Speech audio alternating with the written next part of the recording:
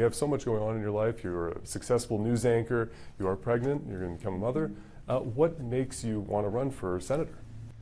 What makes me want to run for senator is I'm fighting for my daughter. Being 6 months pregnant, I want a better future for her and also for her entire generation, because I feel like we have wildly failed them at this point, and anything I can do to actually bring us toward meaningful change, I want to do that. In that same respect, too, I know that there's 3 Democrats who are already in this race who identify as progressive. You seem to identify more as a moderate candidate. What separates you from those other 3 leading candidates? I call myself an independent Democrat because I want to make it clear I do not align with a lot of what I see as harmful policies that have brought us to the point we see in this state. But I am a Democrat overall when it comes to things like women's rights or uplifting underserved communities, prioritizing things like clean air, clean water. Things that I'm right-leaning on, I guess you could say, is I'm more of a fiscal conservative. I think we need to fight crime. We need to address the border crisis. To me, these shouldn't really be partisan issues. It's just more about common sense. How do you feel about the oil industry? And Kern County, of course, is a major producer of energy just in general, but then also oil. We're seeing some gas prices that are actually higher in Bakersfield than in Los Angeles. When you talk about gas prices, that's one thing that's really hurting Californians as a whole, in addition to the exorbitant cost of living overall. One thing I think that is really exciting about Kern County is how it's the hub of not only the oil industry, but renewable energies as well. I think it produces something like 25% of the state's renewable energy. So I see this as an area that is the center of innovation and what can really lead California forward as we're looking toward what the future looks like. And then as far as water is concerned too, water is a big issue for our farmers here in this county. What would you like to see as far as water storage? When it comes to water storage and water issues, it needs to be all hands on deck. You have to look at things like the aquifers and groundwater capture. There's a lot of innovative technologies happening around that are very exciting right now in terms of cleaning up the water, recycling water, and also desalinization and things that we haven't even come up with yet. One thing that's so great about California is being the 5th largest economy in the world. We are the hub of so much brilliance and innovation, and we need to employ that across all these industries, especially when it comes to water. Kern County, it is a conservative-leaning county as far as the rest of the state's concerned, perhaps the largest conservative county in the state. How do you pool votes from people here? Well, let's be real. In California, in a statewide race, and in a state that's increasingly left-leaning and even more progressive, a Republican's not going to win. So I think I represent a choice for the people of Kern County who actually I align with them on many of the things they want. They want to feel safe in their neighborhoods. They want to have more affordable cost of living. They want to have their small businesses be able to thrive. And when you look at things like education, I know literacy here is a really big issue in Kern County.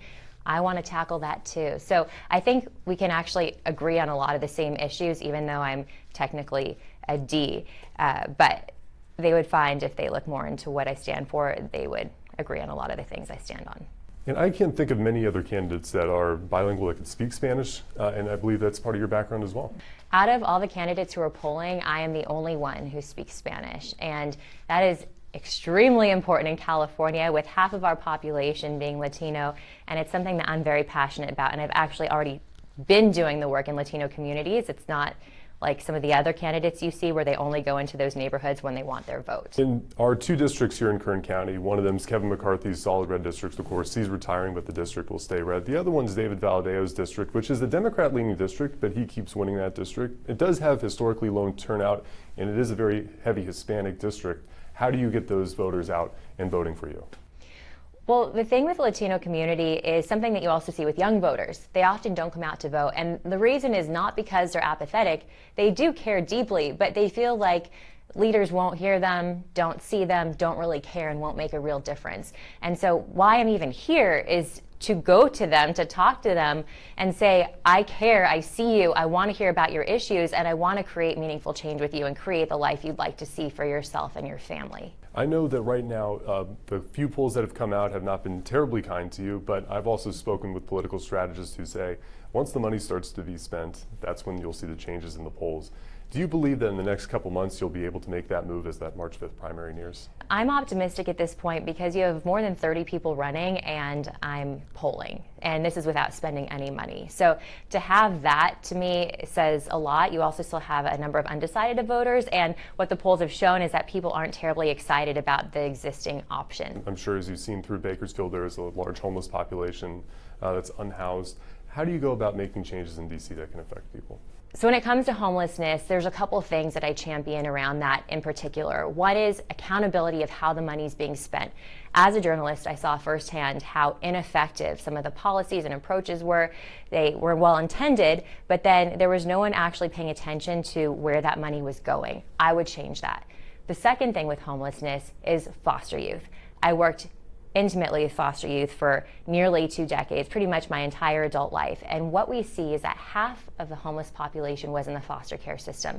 That system is broken. We need to address that, and we also need to make sure that kids transitioning out of the foster care system are taken care of, because often they're 21 years old, they're given a couple $100 and they're told good luck.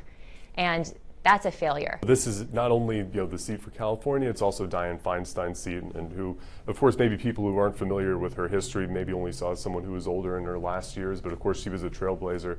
I don't know many other people who are driving around the state at 6 months pregnant, with a primary, I'm sure, near your due date. Yeah. What does this race mean for you, and how do you fulfill her legacy in DC should you be elected? So I am due 1 week after the primary election, which I think is great timing on my baby girl's part. And, so when I am in the top 2 vote getters, I will then give birth. I will take a break and I'll continue campaigning.